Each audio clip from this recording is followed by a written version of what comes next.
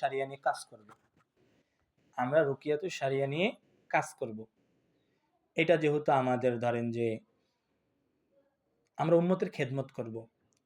যখন একজন ডাক্তার যখন অন্যের চিকিৎসা করে, সে কিন্তু আগে নিজেকে তৈরি করে। আগে সে নিজেকে কি করে বলেন? তৈরি করে। তারপরে সে কিন্তু মাঠে ময়দানের মধ্যে কাজ করে। এর আগে কিন্তু সে করে না। নিজেকে তৈরি করতে সে লম্বা পড়ালেখা করে। আমরা যে রুকিয়াতুশ শারিয়া নিয়ে কাজ করব, আমরা কিন্তু ডাক্তারেরও ডাক্তার। আমরা ডাক্তারেরও ডাক্তার। কেন? কারণ ডাক্তাররাও আমাদের কাছে চিকিৎসা নেই। তাহলে আমরা ডাক্তারটা কারণ কি? কারণ আমরা সবচেয়ে বড় গ্রন্থ আল কোরআন দিয়ে চিকিৎসা করি, যেটার মধ্যে আল্লাহ নিজে বলছে কোরআনের মধ্যে শেফা রয়েছে, সর্বসকলে শেফা রয়েছে।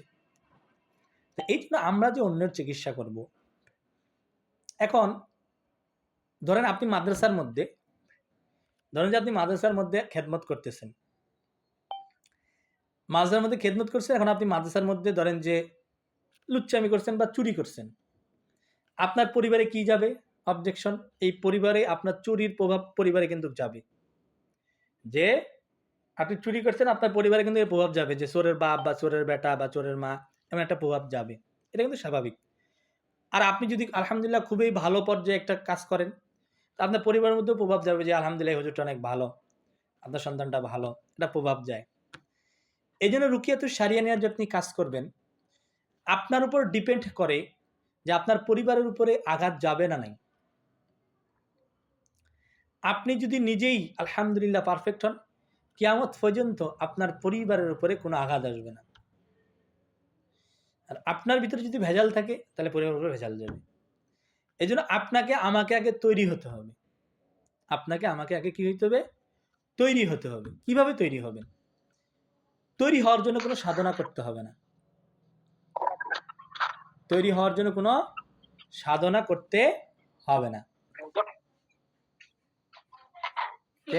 ভাই কেউ কথা না বলবে, পরে আমরা ক্লাস শেষে প্রশ্ন নিব। হ্যাঁ, যত প্রশ্ন আছে ক্লাস শেষে সবার প্রশ্ন নেওয়া হবে। এই জন্য দেখেন, আমরা আপনাদেরকে সাজেস্ট করব কি, দেখেন যেহেতু আমরা রুকিয়াতুশ শারিয়া নিয়ে কাজ করব, আমার উপরে নজর, হাসাদ, গীট, বাঁধন, জিন, বিভিন্ন সমস্যা থাকতেও পারে, অথবা ধরেন যে আমাকে পরিপূর্ণ রিমুভ করার জন্য এবং আল্লাহ সুবহানাহু ওয়া তাআলাকে রাজি খুশি করার জন্য। এখানে দেখেন আমরা আপনাকে একটা পিডিএফ দিব। এখন আমি একটা পিডিএফ টেলিগ্রাম গ্রুপের মধ্যে আপনাদের শেয়ার করব। এই পিডিএফটা কীভাবে কী করবেন, কেন করবেন, আমি এটা বলতেছি। দেখেন এই পিডিএফের মধ্যে আমি আপনাদের লিঙ্কটা শেয়ার করি। পিডিএফের লিঙ্কটা শেয়ার করে দিই আগে টেলিগ্রামের মধ্যে, পরে আবার মনে থাকবে না অনেকের।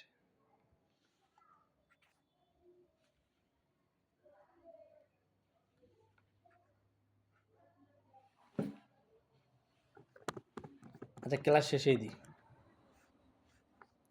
ক্লাস শেষেই পিডিএফটা দিব। এখন কথাগুলো শুনে নাকি। দেখেন আমি যে পিডিএফটা দিব, এই পিডিএফটা আপনি কি করবেন? পিডিএফটা করবেন হলো, সর্বপ্রথম যদি পারেন 5 ওয়াক্ত নামাজের পরে পড়বেন। যদি না পারেন সকাল সন্ধ্যা পড়বেন কিছুদিন। এই ধরেন যে 1 মাস বা 2 মাস পড়বেন। ঠিক আছে? একটা ডাক্তার তো চিকিৎসা দিলেও বলে যে 1 মাস ওষুধ খাবেন, অথবা 2 মাস ওষুধ খাবেন, অথবা 3 মাস ওষুধ খাবেন। এটা লং প্রসেস চিকিৎসা দেয়। আপনি 1 মাস ধরেন যে এটা করবেন, অথবা ধরেন যে 2 মাস করলেন, অথবা ধরেন যে আপনি 3 মাস করলেন, যেটা আপনার ইচ্ছে। যদি পারেন 5 ওয়াক্ত নামাজের পরে করবেন, অথবা সকাল সন্ধ্যা। কেন করবেন? 1 নম্বরও আল্লাহ সুবহানাহু ওয়া তাআলাকে রাজি খুশি করার জন্য করবেন। 1 নম্বর হলো আল্লাহ সুবহানাহু ওয়া তাআলাকে রাজি খুশি করার জন্য করবেন। কারণ ওখানে কোরআন আয়াত এবং হাদিসের দোয়া রয়েছে। তাহলে 1 নম্বরে আল্লাহ সুবহানাহু ওয়া তাআলাকে রাজি খুশি করার জন্য করবেন। 2 নম্বরে নিয়ত করবেন যে আমার ভিতরে অথবা আমার ফ্যামিলির ভিতরে যদি কোনো নজর, হাসাদ, জিন, জাদু, সেহের, গীট, বাঁধানোর সমস্যা থাকে, আল্লাহ যেন ধ্বংস করে দেয়। কারণ ওখানে আমরা স্টেপ সাজায়া দিছি যে নজর, হাসাদ ধ্বংসের নিয়তে এটা পড়বেন, সেহের ধ্বংসের নিয়তে এটা পড়বেন, জিন্নাত ধ্বংসের নিয়তে এটা পড়বেন। এভাবে স্টেপ সাজানো আছে, দেখবেন। তাহলে 2 নম্বরে আপনার ভিতরে বা আপনার ফ্যামিলির ভিতরে সমস্যা আছে কিনা এই নিয়ত করে আপনি এটা কি করবেন? এটাকে পড়বেন। 3 নম্বরে হলো জিন জাদুর, আমি একটা কথা বলি যে জিন জাদুর পারমাণবিক বোমা বানানো শেখাবো আপনাদেরকে। জিন জাদুর জন্য পারমাণবিক বোমা বানানো শেখাবো ইনশাআল্লাহ। কথা বুঝতে পারছেন? এটা নাম দিছি আমি পারমাণবিক বোমা, জিন জাদুর জন্য। কথা বুঝতে পারছেন? এই জিন জাদুর জন্য পারমাণবিক বোমা আপনাকে শেখানো হবে, আর এইগুলা আপনার কি বলে বারুদ হিসাবে কাজ করবে। এই জন্য এই পিডিএফটা আপনি যে পড়বেন সকাল সন্ধ্যা, এটা দিয়ে আপনার ওই জিন জাদুর পারমাণবিক বোমা বানানোর জন্য কাজে আসবে। যদি পারেন অল্প 5 ওয়াক্ত নামাজের পরেই পড়বেন। 4 নম্বরে যেটা হবে যে আপনার এই আয়াত আর দোয়াগুলা মানে সবাইকে মুখস্থ রাখলে ভালো, মুখস্থ রাখা জরুরি না।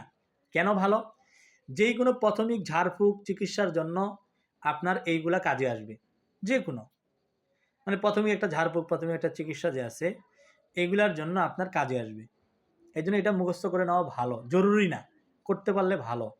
আপনি দেখে দেখে পড়তে পারেন, সমস্যা নেই। আমরা দেখি, রাকিরা বেশিরভাগ দেখেই পড়ে, কিছু জিনিস মুখস্থ করে, এই মুখস্থ করা জরুরি না। তাহলে 1 নম্বরে আল্লাহ সুবহানাহু ওয়া তাআলাকে রাজি খুশি করার জন্য পড়বেন। 2 নম্বরে নিজের ফ্যামিলির ভিতরে কোনো জিন জাদুর সমস্যা যদি থাকে যেন আল্লাহ ধ্বংস হয়ে দেয়, এই নিয়তে পড়বেন। 3 নম্বরে জিন জাদুর পারমাণবিক বোমানোর জন্য কাজে আসবে। 4 নম্বর কি বলেছিলাম জানি?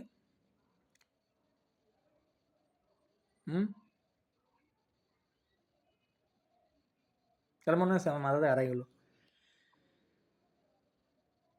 আয়াত এবং দোয়াগুলো। প্রাথমিক ঝাড়ফুঁকের জন্য এটা আপনার কাজে আসবে। প্রাথমিক যে ঝাড়ফুঁকটা দরকার হয়, এটার জন্য আপনার এটা খুবই কাজে আসবে। এই কারণে আপনি পড়বেন। এখন বিষয় হলো, এটা পড়া না পড়লে যে আপনি রাকি হতে পারবেন না এমনটা নয়। রাকি হওয়ার জন্য এটা শর্ত নাই। রাকি হওয়ার জন্য এটা শর্ত নাই। তবে আমরা কেন বলি? কারণ আল্লাহ সুবহানাহু ওয়া তাআলা রাজি খুশি করার জন্য আমার একটা অভ্যাস হোক তেলাওয়াতের।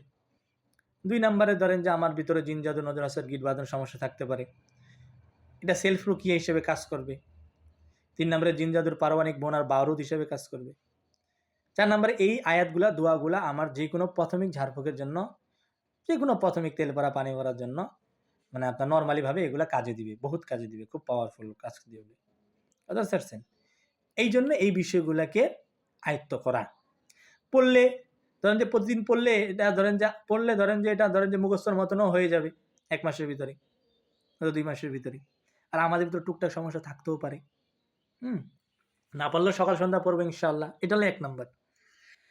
তাহলে 1 নম্বর হলো পিডিএফ এর আমলটা আমরা করব। হ্যাঁ, এখন 2 নম্বরে আপনাকে যেটা করতে হবে, দেখেন আয়াতুল কুরসি একটা পাওয়ারফুল জিনিস। আয়াতুল কুরসি একটা পাওয়ারফুল জিনিস। কথা বুঝতে পারছেন? এই জন্য প্রত্যেকটা আমল কিন্তু নিয়তের উপর নির্ভরশীল করে। কারণ ইমাম বুখারী রাহমাতুল্লাহ প্রথম হাদিসটা কিন্তু নিয়তের ব্যাপারে নিয়ে এসেছে। এই জন্য প্রত্যেকটা আমল নিয়তের উপর নির্ভরশীল করে। দেন আয়াতুল কুরসি আপনার, যে আপনি আয়াতুল কুরসি যে রয়েছে, এই আয়াতুল কুরসি দিয়ে ফরজ নামাজের পর কেউ পড়লে তার কি হয়? তার ধরেন যে জান্নাত যাইতে কোনো কিছু বাকি থাকে না। এটা এমন একটা দামি জিনিস, এমন একটা আমল, এটা সুন্নাহ আমল। কিন্তু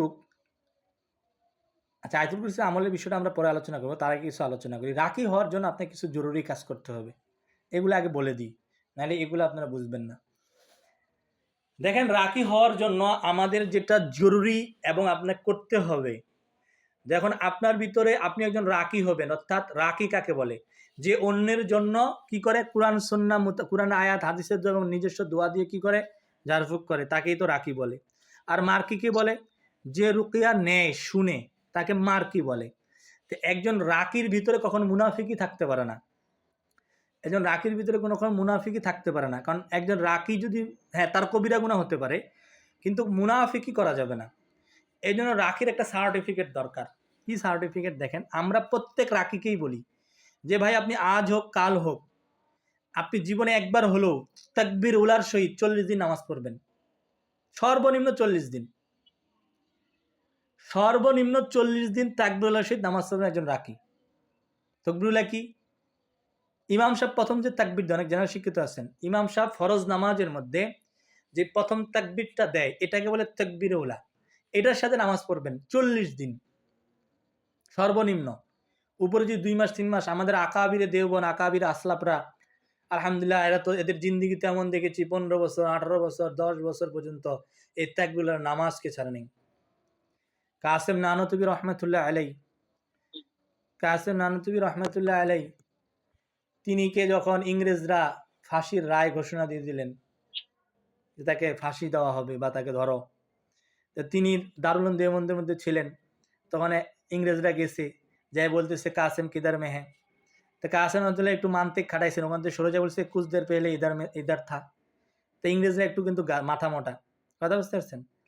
তো এইটা কি করছে, মানে ইদার থা মানে পালাইছে, তখন ওরা দৌড় মারছে।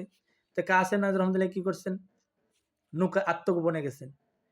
আত্মগোপনের মধ্যে যখন গেছেন, তা অনেক বলা বলি করতেছে উনির নামে তো পড়ানো যায়, তার আত্মগোপনে থাকা জরুরি, তার আত্মগোপনে থাকে, তার প্রকাশিত করা ওয়াজিব না, এমন বলা বলি করতেছে। তো হঠাৎ 3 দিন পর ফজরের নামাজের মধ্যে কাসেম নাজর রহমতুল্লাহ উপস্থিত। তো কাসেম নাজর রহমতুল্লাহ যে উপস্থিত, তো এবার বলতেছে হযরত আপনি হঠাৎ আপনার নামে তো এই সেই। তখন বলতেছে যে ওই কুফফারের বিরুদ্ধে, ওই কুফফারের ভয়ে কি আমি তাকবীরের মতন দামি জিনিসকে ছেড়ে দিব?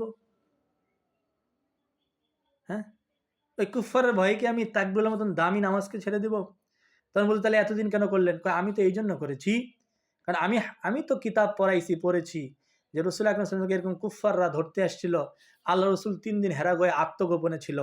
তা আমি কাসেমও এই সুযোগটা পাইছি, আমাকেও কুফফাররা ধাওয়া করতে আসছে, আমিও 3 দিন আত্মগোপনে করে নিলাম, না জানি এ রসুলে আল্লাহ আমাকে মাফ করে দেয়। তাদের দিল আর তাদের চিন্তা ধারণা কেমন ছিল আর আমাদের কেমন। এই যে তাকবীরের নামাজ এত দামি নামাজ, এই জন্য রাকির জন্য জরুরি হলো আপনার হাদিসের মধ্যে তো আসছে, হাদিসের মাফহুম, যে কেউ যদি তাকবীরের সহিত চলে যদি নামাজ পড়ে, তার জন্য 2টি পরোয়ানা জারি হয়, জাহান্নাম সে থেকে নাজাত পায় এবং তার কি মুনাফিকি থেকে সে কি মুক্ত হয়ে যায়। তাহলে এই জন্য আমাদের প্রত্যেককে যদি রুকিয়াতুশ শারিয়া কাজ করতে চাই, নামাজের ব্যাপারে খুব পাবন্দি হতে হবে। আর নামাজের ব্যাপারে সর্বোচ্চ পাবন্দির মানে মূল শিখরে পৌঁছতে গেলে আপনার তাকবীরের সহিত নামাজ পড়তে হবে, তাহলে আপনার নামাজের খুশু আসবে, সব ঠিক হবে। এই জন্য নামাজ রাকিদের জরুরি একটা আমল হলো কি তাকবীরের সহিত নামাজ পড়া, পারলে আজীবন চেষ্টা করা, না হলেও কমসে কম যেন 40 দিন আমার তাকবীরের সহিত নামাজ হয়, কোনোদিন যেন আমার নামাজ না ছুটে যায়, তাকবীরুল্লাহ না ছুটে যায়। হ্যাঁ, তাকবীরুল্লাহ ছুটে গেলে এটার হুকুম কি বা এটা কি করবেন, এই ব্যাপারে যারা জেনারেল শিক্ষিত আছেন তারা এলাকার কোনো মুফতি সাহেবের কাছে জেনে নেবেন যে আমার জামাত তাকবীরুল্লাহ সহিত ছুটে গেলে এটাকে আমি আবার পুরা কিভাবে করব। এইগুলা মাসালা আমরা এখানে দেব না, যারা আলেম তারা তো জানেন, যারা জেনারেল শিক্ষিত বা বুঝেন না, এলাকার কোনো মুফতি সাহেব, ভালো মুফতি সাহেবের কাছে এই বিষয়গুলো বলবেন যে হজরত আমি তো তাকবীরুল্লাহ সহিত চলে যদি নামাজ পড়তে চাই, তা ধরেন যে আমার কোনোদিন নামাজ ছুটে গেল, তো আমি কি করব, কোনো জামাত আমি পাইলাম না, এই বিষয়গুলোকে সুন্দরভাবে জেনে নেবেন। ঠিক আছে, যেহেতু এটা মাসলার কিতাব না, এই জন্য আমরা এখানের মধ্যে মাসলা দিব না, ক্লাস না, এই জন্য মাসলার কোনো আলোচনা হবে না।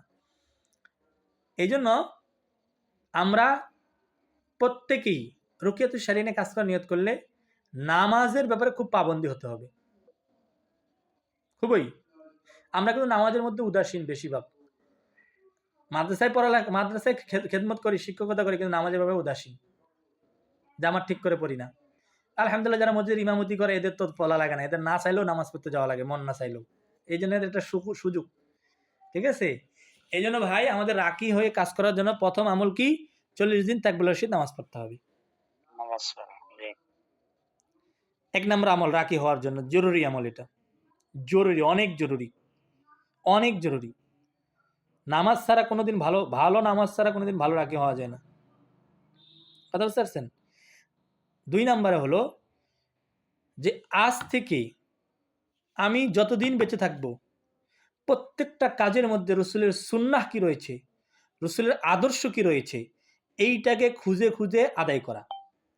আমি বাথরুমের মধ্যে গেছি, এই বাথরুমে যাওয়ার আগে আমার রসুলের সুন্নাহ কি, আমি ঘুমাইতে গেছি, ঘুমানোর আগে আমার রসুলের সুন্নাহ কি, আমি বাজারের মধ্যে গেছি, বাজারের মধ্যে রসুলের সুন্নাহ কি, আমি একজনের সাথে কথা বলতেছি, এই কথা বলার মধ্যে রসুলের আদর্শ কি, আমি একজনকে দাওয়াত দিতেছি, দাওয়াতের মধ্যে রসুলের আদর্শ কি, মানে সর্বসাকুল্যে আমি স্ত্রীর সাথে, আমি সন্তানের সাথে কি ব্যবহার করব, বাসায় ঢুকবো কিভাবে, বার হবো কিভাবে, প্রত্যেকটা কাজের মধ্যে রসুল আকরাম সাল্লাল্লাহু আলাইহি সাল্লামের সুন্নাহকে খুঁজে খুঁজে আদায় করা। এটা আদায় করলে আপনার কি হবে, এই আদায় করলে সর্বপ্রথম যেটা হবে, আপনার আল্লাহর সাথে সম্পর্ক বৃদ্ধি পাবে। কারণ আল্লাহর সাথে সম্পর্ক বৃদ্ধি না পেলে আপনি রুকিয়াতুশ শারিয়া নিয়ে কাজ করতে পারবেন না। আপনার যদি আল্লাহ সুবহানাহু ওয়া তাআলার সাথে সম্পর্ক বৃদ্ধি না পায়, তাহলে আপনি রুকিয়াতুশ শারিয়া নিয়ে বেশি একটা ভালো রাকি হতে পারবেন না। এই জন্য আমি আপনাকে গ্যারান্টি দিয়ে দিলাম, আপনি যদি প্রত্যেকটা কাজে রসুলের সুন্নাহকে অনুসরণ করে চলতে পারেন, আপনি সবচেয়ে বড় রাকি হবেন, সবচেয়ে বড় রাকি হবেন। তাহলে ১ নম্বরে রসুলের সুন্নাহকে অনুসরণ করলে আল্লাহর সাথে আমার সম্পর্ক বৃদ্ধি হবে। ২ নম্বরে রসুলের শাফায়াত নসিব হবে। ৩ নম্বরে যে ফায়দাটা হবে, আপনার নিরাপত্তার ব্যবস্থা আল্লাহ তাআলা করবে। কেন দেখেন, আপনি বাথরুমের মধ্যে যাবেন, দোয়া পড়ে গেছেন। আমরা যতগুলা আশিক জিনের রুগী পাইছি, যতগুলা, অধিকাংশ আশিক জিন বাথরুম থেকে এফেক্টেড। অধিকাংশ আশিক জিন বাথরুম থেকে ধরে।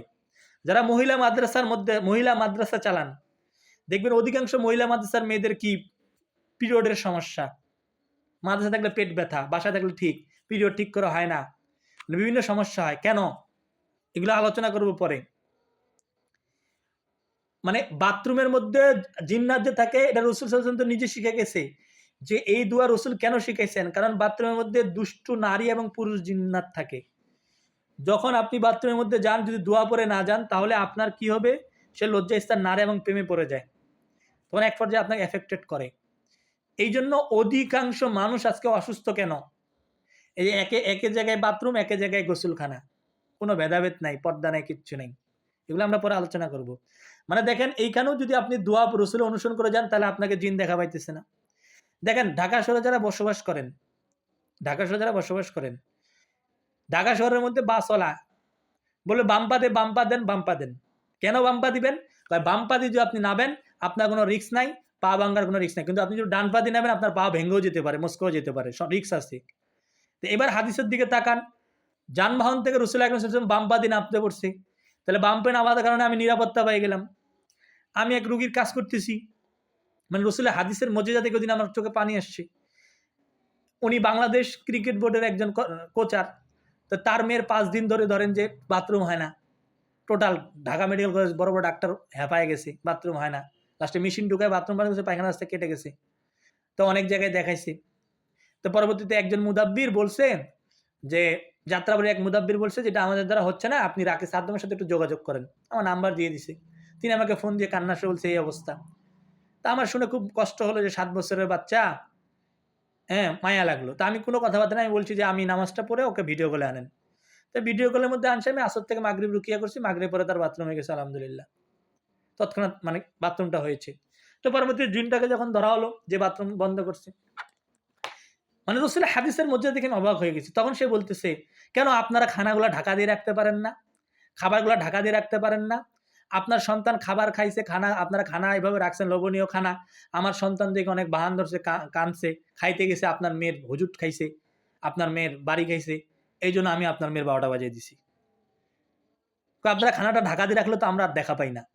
তো এবার রাসূলের হাদিসের, রাসূলের সুন্নাত দিকে, আরে রাসূল তো খানাকে ঢাকিয়ে রাখতে বলছেন। কি রাসূল পাইলাম! নিরাপত্তা, নিরাপত্তা। আমেরিকার কাছে হার্টের চিকিৎসা করতে গেছে এক মা এক বাচ্চার। সেই বাচ্চা, ডাক্তার তাকে সাজেস্ট করতেছে যে কি করেন, ডান কাত হয়ে শোয়াবেন। আমার বোন ছিল মুসলিম, সে বলতেছে আরে আমাদের রাসূলের সুন্নাহ তো ডান কাত হয়ে শোয়া। কারণ ডান কাত হয়ে শুনলে ডাক্তার বলতেছে মানুষের যে আপনার এই যে মেরুদণ্ড, যে আপনার হার্ট, এটা ঠিক থাকে, চাপ থাকে না। আর বাম কাত হয়ে শুনলে চাপ থাকে। আর আমার রাসূল তো এটা শিখাই দেয়া গেছে। নিরাপত্তা। একজন ডাক্তার, আমরা হাসি দেওয়ার পরে আলহামদুলিল্লাহ বলি। একজন আমেরিকান ডাক্তার গবেষণা করতেছে মুসলিম কেন হাসি দেওয়ার পরে আলহামদুলিল্লাহ বলে, এবং এটা মুহাম্মদের সুন্নত দাবি করে। সে অনেক গবেষণা করে দেখছে একটা মানুষ হাসি দেওয়ার সাথে তার ৫৮ থেকে ৬০টা ভিতর থেকে রোগ বের হয়ে যায়। এই খুশি সে আলহামদুলিল্লাহ বলে। তাহলে এই হাসির মধ্যেও আল্লাহ রসুলের সুন্নাহর মধ্যে নিরাপত্তা। আপনি বাসা থেকে এক দোয়া পরে বার হবেন, রসুলের হাদিসের মধ্যে আসছে, বাসা থেকে দোয়া পরে বার হবেন, আপনি পুরা আল্লাহ কিস্তে থাকবেন, আপনি হেফাজতে থাকবেন। বাসার মধ্যে সালাম দিয়ে ঢুকবেন, দোয়া পরে ঢুকবেন, শয়তান আপনার বাসায় ঢুকতে পারবে না। নিরাপত্তা। আপনি যানবাহনের মধ্যে দোয়া পরে যানবাহনের মধ্যে উঠবেন, আপনার ইনশাআল্লাহ কোনো দুর্ঘটনা ঘটবে না, রাসূলের সুন্নাহ অনুযায়ী দোয়া করবেন।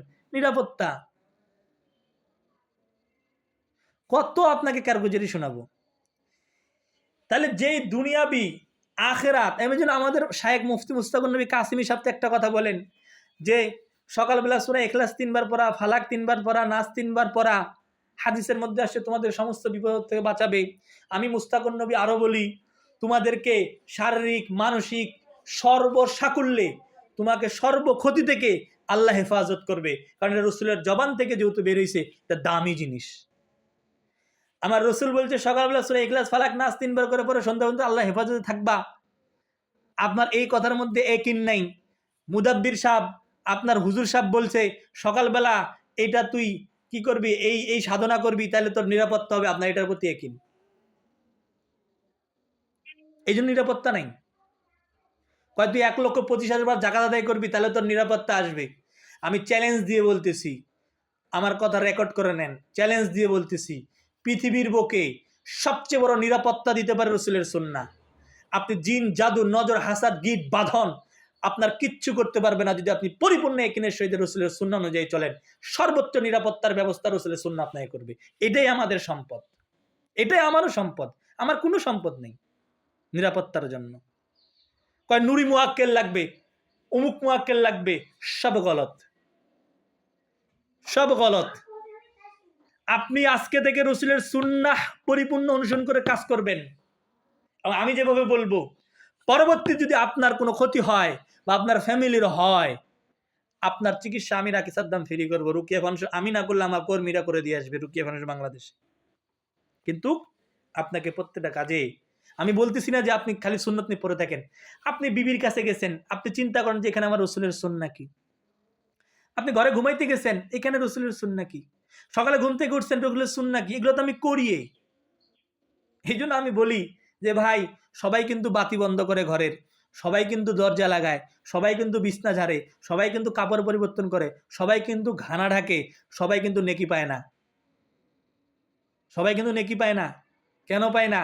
কারণ আপনি যে বাতিটা বন্ধ করছেন, কোনোদিন কি চিন্তা করছিলেন যে রসুলের সুন্নাহ মনে করে আমি বাতিটা বন্ধ করলাম, আমি ঘরের দরজা লাগালাম রসুলের সুন্নাহ মনে করি, আমি বিছনাটা ঝাড়লাম রসুলের সুন্নাহ মনে করি। কিন্তু প্রত্যেকটা আমল তো নিয়তের উপর নির্ভরশীল ভাই। এটা হাদিস তো আমরা নুয়ানির প্রথম সবকে পড়াই না? কি হাদিস বলেন তো?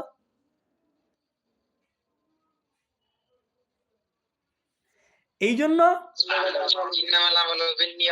হ্যাঁ হ্যাঁ, তাহলে দেখেন নিয়তের উপর সব আমল নির্ভরশীল। আপনি আপনার দিলকে প্রশ্ন করেন তো, আপনি যে এই কাজগুলা করছেন বা করেন, আপনি কি রসুলের সুন্নাহ মনে করে করেছেন? বাথরুমে প্রবেশ করেন, কতক্ষণ দোয়া করে প্রবেশ করছেন? একটা মানুষের সাথে একটু কথা বলতেছেন হাসি মুখে, আপনি কোন এই হাসি মুখটা কি রসুলের আদর্শ মনে করে করেছেন? এইগুলো আজকে থেকে আমাদেরকে করতে হবে। মানে আমাদের সূক্ষ্ম সূক্ষ্ম ভাবে নিয়তটাকে ঠিক করতে হবে রাকি হইতে গেলে। কারণ রুকিয়া সেক্টরে কাজ করতে গেলে প্রথম সম্পদটা হলো নিয়ত। যখন আমরা রুকিয়া শিখাবো তখন দেখবেন নিয়ত হলো সবচেয়ে বড় রুকিয়ার মেন অস্ত্র, রুকিয়ার মেন হিট, মেন অস্ত্রটাই হলো নিয়ত। এই জন্য আমরা রুকিয়াত শারিয়াতে যদি কাজ করতে চাই, আমাদের যদি আল্লাহ, যেটাকে রুহানি শক্তি বৃদ্ধি বলে না অনেকে, আমি এই কথাটা আর বলি না। কেন বলি না? কারণ অনেকে রুহানি শক্তি বৃদ্ধি মানে অনেক কিছু মনে করে। রুহানি শক্তি বৃদ্ধি করতে হলে জাকাত আদায় করতে হবে, রুহানি শক্তি বৃদ্ধি করতে হলে খানা পরহেজ করতে হবে, রুহানি শক্তি বৃদ্ধি করতে হলে অমুক করতে হবে। আমি এই জন্যই কথা বলি না। আমি বলি আল্লাহ তাআলার সাথে সম্পর্ক বৃদ্ধি, আল্লাহ তাআলার সাথে সম্পর্ক বৃদ্ধির আমল বলেন। আমি একজনকে বললাম, ভাই আপনি যে রুহানি শক্তি বলতে কি বুঝান? তো সে বলে, আমি বলছি আপনি যে উম্মতকে বলতেছেন রুহানি শক্তি বৃদ্ধির আমল, বলেন তো রুহানি শক্তি বলতে আপনি কি বুঝেন? কয় আল্লাহর সাথে সম্পর্ক বৃদ্ধি। তাহলে আপনি রুহানি শক্তি বৃদ্ধির আমল যে দিচ্ছেন, পৃথিবীর বুকে রুহানি শক্তি বৃদ্ধির আমল কি রসুলের আদর্শ থেকে বাইরে কোনো কিছু আছে? বা পৃথিবীর কোনো কোনো কোনো আমল আছে যেটা সবচেয়ে বেশি আল্লাহর সাথে সম্পর্ক বৃদ্ধি করতে পারবে রসুলের সুন্নাহর বাইরে, রসুলের আদর্শের বাইরে? তা আপনি যে আমল দিচ্ছেন এটা রসুলের কোন আদর্শের মধ্যে আছে? কোন হাদিসের মধ্যে আছে? তাহলে রসুলের এত এত হাদিস, এত এত আমল, এত এত আদর্শ কি যথেষ্ট নয়? কই পাইছেন এগুলা? উম্মতকে কেন গলত বুঝাচ্ছেন? উম্মতের সামনে কেন কঠিন করতেছেন? সুন্নাহ তো সহজ জিনিস। আল্লাহ তো নিজেই বলছে, তোমরা যদি আমাকে ভালোবাসতে চাও মুহাম্মদকে অনুসরণ করো সাল্লাল্লাহু আলাইহি ওয়াসাল্লাম, তাহলে আমি তোমাদেরকে ভালোবাসবো, সমস্ত গুনাহ মাফ করবো। সূরা আলে ইমরানের মধ্যে আল্লাহ বলছেন। আল্লাহ তো শিখাইয়া দিছে। তা আমি আল্লাহর সাথে সম্পর্ক বৃদ্ধি করবো, তো রসুলের অনুসরণ ছাড়া কিভাবে সম্ভব? এই জন্য আমাদের রাকিদের প্রথম কাজ হলো তাকবীরুল্লাহ সহিত নামাজ পড়া, দ্বিতীয় কাজ হলো এখন থেকে প্রত্যেকটা কাজের মধ্যে রসুলের আদর্শকে অনুসরণ করা, খালি নিয়তটাকে চেঞ্জ করা, নিয়তটা করা। আমরা তো কাজ করি ভাই, আমরা কিন্তু চলতে, আমরা বসি না, আমরা খাই না, আমরা ঘুমাই না, আমরা বাথরুমে যাই না, আমরা ঘুম থেকে উঠি না, আমরা ব্রাশ করি না, আমরা সব কিছু করি না, আমরা ইফতার করবো না, করি। এখানের মধ্যে শুধু খালি একটু খেয়াল করা যে এখানে রসুলের আদর্শ কি, এই খেয়ালটা আমাদের করতে হবে। তাহলে আল্লাহ তাআলার সাথে সম্পর্ক বৃদ্ধি পাবে। 2 নম্বরে আমাদের নিরাপত্তার ব্যবস্থা আল্লাহ তাআলা করবে। আমি ব্যক্তিগত যদি কোনোদিন ফজরের নামাজ মিস যায়, তাহলে আমি ওদিন আর রুগী দেখি না, মানে এটা আমার ব্যক্তিগত আদত বলতেছি আর কি। কেন দেখি না? কারণ হাদিসের মধ্যে আসে যে ফজরের নামাজ জামাত মসজিদ পড়ে সে আল্লাহর জিম্মায় থাকে। তা আমি তো আজকে পড়ি নাই, তার মানে আমি আল্লাহর জিম্মায় নাই। আমার ব্যক্তিগত আদত বলি, তাও মাঝে সাথে রুগী দেখতে হয়। এরকম একিন নিয়ে আসেন। আমাদের সিস্টেমে কোনো শরীর বন্ধ টন্ধ নাই। কিসের শরীর বন্ধ? রসুল বলছে সকালে 3 কুল পড়ো তুমি, তোমাকে আল্লাহ সন্ধ্যা পর্যন্ত নিরাপত্তা দিবে, এটাই আমাদের জন্য যথেষ্ট। আমি রাকি সাদ্দাম কোনোদিন রুগী দেখতে যাই ফু দিয়ে শরীর মাসে করে উমুক তুমুক করে শরীর বন্ধ করি না, আমার ছাত্ররাও করে না রুকিয়া ফাউন্ডেশনের। আমাদের প্রয়োজন হয় না, আলহামদুলিল্লাহ চুলটাও বাঁকা হয় নাই, কারণ আমরা রসুলের হাদিসের পর পরিপূর্ণ একিনা রাস্তা আছে। এই জন্য আমাদেরকে পরিপূর্ণ নিরাপত্তা নিতে হলে, আমার ফ্যামিলি নিরাপত্তা নিতে গেলে আমাকে রসুলের সুন্নাহকে অনুসরণ করতে হবে।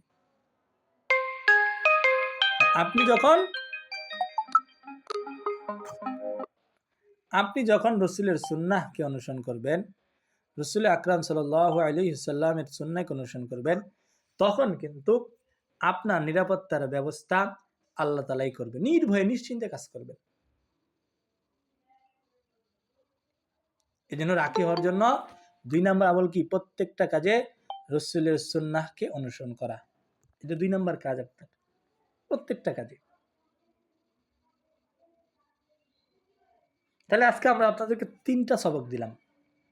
একটা কি দিলাম? 4টা দিলাম। একটা হলো যে রুকিয়াতুশ শারিয়া নিয়ে কাজ করলে আমাদের লাভ কি। 2 নম্বরে কি দিলাম? যে আমরা আল্লাহ সুবহানাহু ওয়া তাআলাকে রাজি খুশি করার জন্য, নিজের সমস্যা রিমুভ করার জন্য এবং জিন জাদুর পারমাণবিক বোমা বানানোর জন্য কীভাবে বানাবেন ওটা পরে শেখাবো। এই জন্য আমি একটা পিডিএফ টেলিগ্রামের মধ্যে দিব। ওই পিডিএফটাকে পারলে 5 ওয়াক্ত নামাজের পরে পড়া 1 মাস বা 2 মাস, না হলেও সকাল সন্ধ্যা পড়া। ফ্যামিলির কেউ যদি সমস্যায় থাকে তা যদি পড়তে পারে তাকেও দিয়ে দিবেন পড়তে। কথা বুঝতে পারছেন? সেলফ রুকিয়ার নিয়তে। আর 3 নম্বরে বললাম যে আল্লাহ তাকবীরুল্লাহ সহিত নামাজ পড়া রাখির জন্য একটা জরুরি জিনিস, নামাজের পাবন্দি করা। 4 নম্বরে বললাম যে আমি আল্লাহ তাআলার সাথে সম্পর্ক বৃদ্ধি, যেটাকে রুহানি শক্তি নামে মানুষকে এখন ধোঁকা দিচ্ছে আর কি। মানে রুহানি শক্তি মানে আলাদা একটা কিছু আর কি মনে করে। হ্যাঁ, তাই এই ধোঁকা থেকে বাঁচতে হবে আমাদেরকে। এই জন্য কথাটা এইভাবে বলবো যে আল্লাহ তাআলার সাথে সম্পর্ক বৃদ্ধি। কথা বুঝতে পারছেন? এই জন্য আল্লাহ তাআলার সাথে সম্পর্ক বৃদ্ধি এবং নিজের ফ্যামিলির নিরাপত্তার জন্য প্রত্যেকটা কাজে রাসূল আকরাম সাল্লাল্লাহু আলাইহি ওয়াসাল্লামকে সুন্নাহকে অনুসরণ করা। কথা বুঝতে পারছেন? রাসূল আকরাম সাল্লাল্লাহু আলাইহি ওয়াসাল্লামের সুন্নাহকে অনুসরণ করা। এগুলা মাথার মধ্যে রাখবেন ইনশাআল্লাহ। আজকে যেহেতু প্রথম ক্লাস, আজকে 1.5 ঘন্টায় শেষ করে দিই। কারণ কালকে থেকে আমরা গতাগণিক ক্লাস করব। আজকে যেহেতু পরামর্শ হলো, এই হলো, সেই হলো। এইজন্য কিছু সবক দেওয়া হলো। এখন আজকে ক্লাসের বিষয়ে যদি কারো প্রশ্ন থাকে, হাতের মতন একটা চিহ্ন আছে দেখবেন, ওখানের মধ্যে চাপ দিবেন। আমি আপনাদেরকে নাম বলবো, তারপর আপনি প্রশ্ন করবেন। এই ছাড়া কেউ আনমিউট করেন না, গন্ডগোল লেগে যাবে। আর যাদের প্রশ্ন নেই তারা বের হয়ে যেতে পারেন। ক্লাসের রেকর্ড ইনশাআল্লাহ আর ওই পিডিএফটা টেলিগ্রামে দিয়ে দিব। যারা কোর্স ফি পেমেন্ট করেন নাই, কোর্স ফি পেমেন্ট করলে আপনাদের টেলিগ্রাম দিয়ে দেওয়া হবে। যেদিনে দিবেন ওদিনে, এবং আগের জিনিসও পাবেন। বুঝতে পেরেছেন? এটা আমাদের সিস্টেম। কিন্তু ক্লাস করতে পারবেন, সমস্যা নেই। হ্যাঁ, এখন যদি কারো প্রশ্ন থাকে হাতের মতন চিহ্ন উঠাবেন, আমরা প্রশ্ন নিব, না হলে আমরা বিদায় নিব। কথা বুঝতে পারছেন? আচ্ছা, এমডি ইউসুফ ভাই বলেন আপনার প্রশ্ন।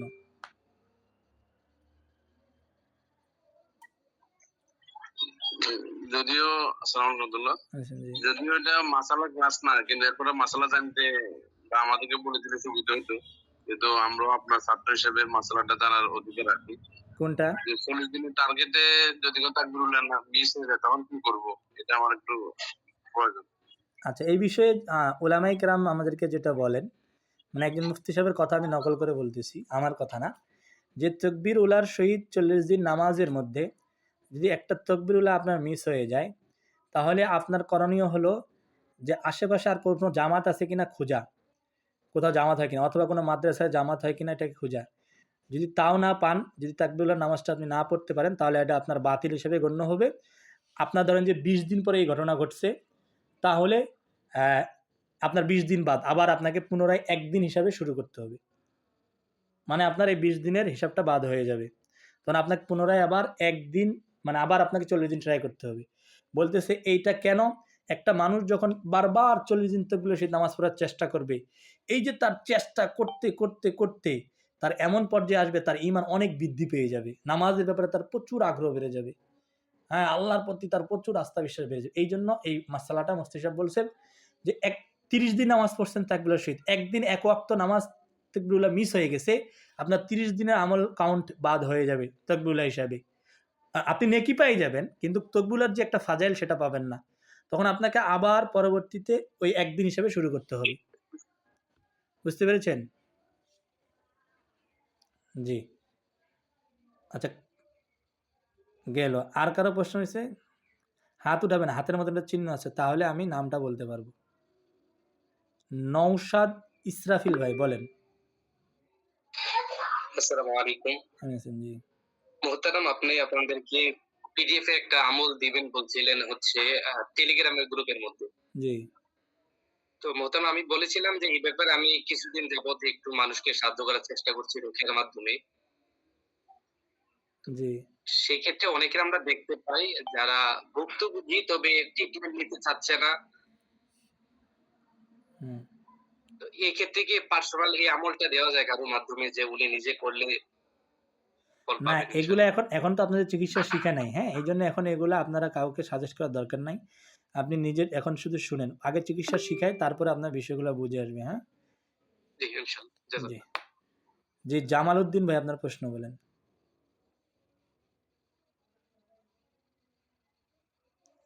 জামাল উদ্দিন ভাই আপনার প্রশ্ন বলেন। মাইক্রোফোনের মধ্যে একটা অপশন আছে দেখেন, ওখানে চাপ দিলে আপনার কথা শুনতে পারবো। জি বলেন, এবার আপনার কথা বলেন জামাল উদ্দিন ভাই।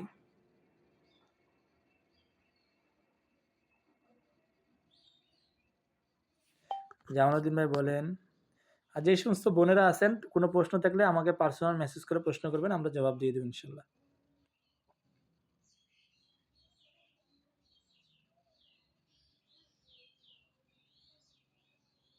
আচ্ছা, উনি বুঝতেছেন। আচ্ছা, কাজী হাসান ভাই বলেন আপনার প্রশ্ন। আসসালামু আলাইকুম রহমতুল্লাহ। ওয়ালাইকুম আসসালাম। জি ওস্তাদ জি, আমি আপনার দশম বেঁচে ছাত্র। জি ওস্তাদ জি, আমি কোরআন শরীফ তেলাওয়াত করি, এফেক্ট হয়। আচ্ছা, আপনি ওই তেল পানিগুলো সাপ্লিমেন্টগুলো ব্যবহার করতেছেন? জি যেখানে এফেক্ট হয় ওগুলোতে বেশি বেশি মালিশ করবেন, হ্যাঁ, তেলোয়ার চালায় যান কষ্ট হলেও। হ্যাঁ,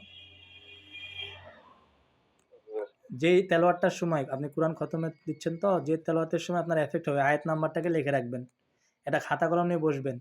যেই আয়াতটা তেলাওয়াত করলে আপনার এফেক্ট হয় না, ওই আয়াতটাকে নোট করবেন, মানে নাম্বারটা নোট করে রাখবেন। হ্যাঁ, জি জি। ওই তারাবি পড়াই তো ওস্তাদ জি, মানে তারাবি পড়ার আগে মানে এক কাজ কষ্ট করবেন, হয়। এক গ্লাস পানি নেবেন, এক গ্লাস পানি নিয়ে সূরা কাফিরুন 21 বার পরে পানিতে ফু দিবেন। ফু দিয়ে তারপরে ওই পানিটা নিজের শরীরের মধ্যে একটু ছিটা মারে খেয়ে 3 শ্বাসে খেয়ে নেবেন। নামাজের ফাঁকে ফাঁকে ওই পানিটা খাবেন প্রত্যেক দিন। হ্যাঁ, জি, সূরা কাফিরুন। হুম। আসসালামু আলাইকুম। আর আল্লাহর কাছে একটু দোয়া করেন, ইনশাআল্লাহ আজিজ আল্লাহ আসান করবেন ইনশাআল্লাহ। আর আপনার দোয়া আরও করি কিছু ওস্তাদ রুকিয়া, জি আমার জন্য একটু। জি রুকিয়া নেওয়া দরকার আপনার। হ্যাঁ, বাকি করতে থাকেন ইনশাআল্লাহ আজিজ। জি জি ওস্তাদ, আসসালামু আলাইকুম। আচ্ছা, জি মাওলানা আনিস ভাই বলেন। ওস্তাদ জি, আমার প্রশ্ন হলো যে যারা টাকা পেমেন্ট করে নাই, ফুল পেমেন্ট করে নাই, জি তো তাদেরকে তো এই পিডিএফটা দিচ্ছেন না। পিডিএফটা তো আমাদের সবার জন্য জরুরি ছিল। আমাদের এটা আমাদের যোগ্যতার বিষয়, না আমাদের যোগ্যতা তৈরি করার জন্য এই আমলটা দরকার। হ্যাঁ, বুঝতে এখন পেরেছি। কমপক্ষে বাকি এটা তো আমাদের দিলে ভালো হতো আর কি। না, বুঝতে পেরেছি পেমেন্ট। বাকি অন্যান্য বিষয়গুলো হয়তো না দিলেন। আচ্ছা, দেখি আমরা চিন্তা ভাবনা করি। হ্যাঁ, আমরা যারা আমল শুরু করতে চাচ্ছি আর কি, তাদের জন্য উপকার হইতো। আচ্ছা, এটা আমল আপনাকে যে শুরু করতে এমন না, আপনি যখন সময় পাবেন তখনই করতে পারবেন, এটা সমস্যা নেই। জি। জি। মিনাজউদ্দিন সিরাজি ভাই বলেন আপনার প্রশ্ন।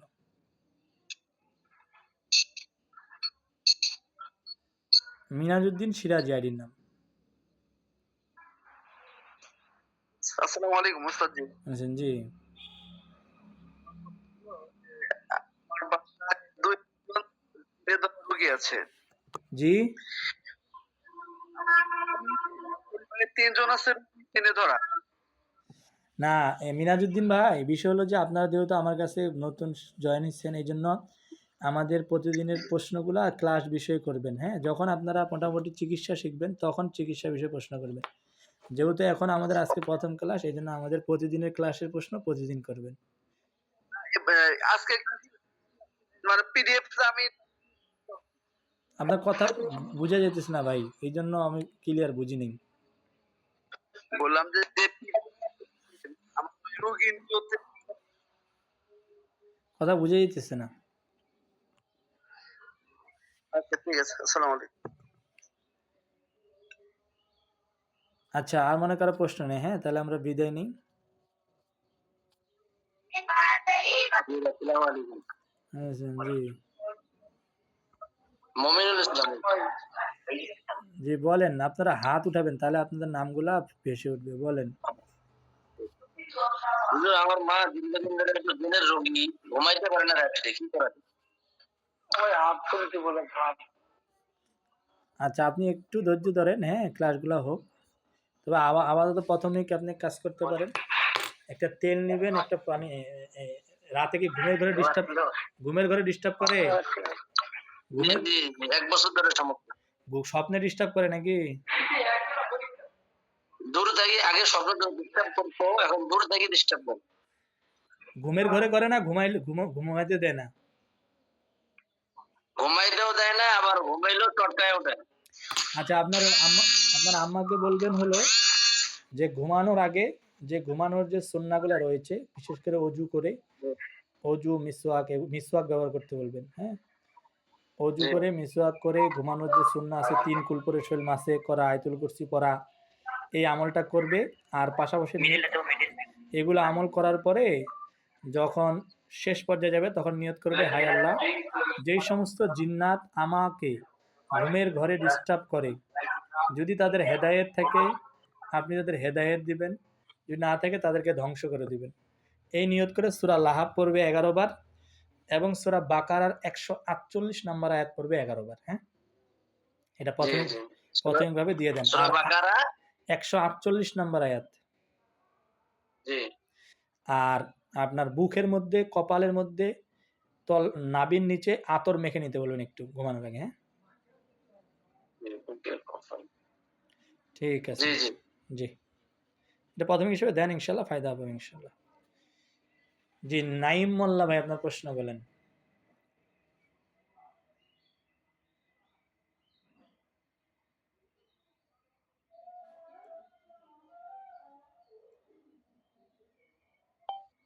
আচ্ছা, ঠিক আছে, কারো কথা শোনা যেতে আর মানে প্রশ্ন নাই, তাহলে আমরা বিদায় নিলাম, হ্যাঁ?